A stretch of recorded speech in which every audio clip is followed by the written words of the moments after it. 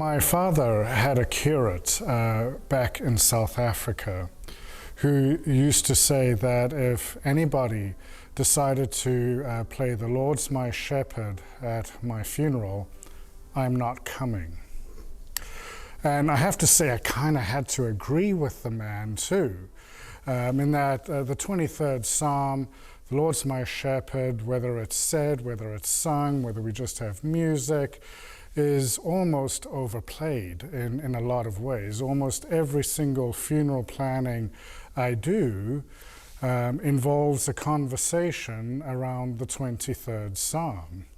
And rightly so in many ways. It's one of those pieces that whether you go to church or not, like the Lord's Prayer, you've heard of Psalm 23 or "The Lord's my shepherd." And so what has really helped me unpack this psalm in a new way is the one line that says, "Though I walk through the valley of the shadow of death," which changes the psalm completely.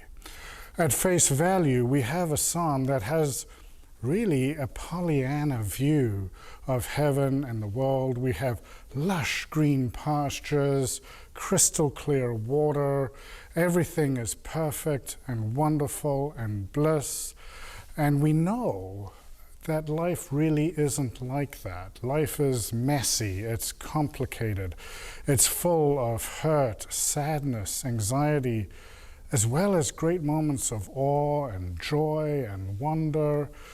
It's the whole package deal that we call life. And so this one line, and probably the most important word in it, is the word "through."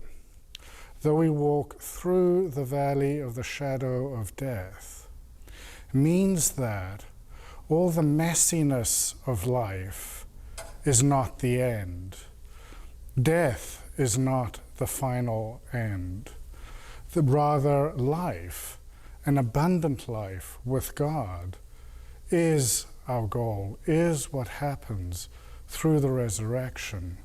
So we walk through death into a new life that is abundant, a life that is full of grace, a life that is with God. The Lord is my shepherd, I shall not want.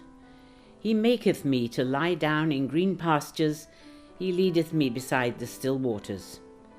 He restoreth my soul, he leadeth me in the paths of righteousness for his name's sake. Yea, though I walk through the valley of the shadow of death, I will fear no evil, for thou art with me, thy rod and thy staff, they comfort me.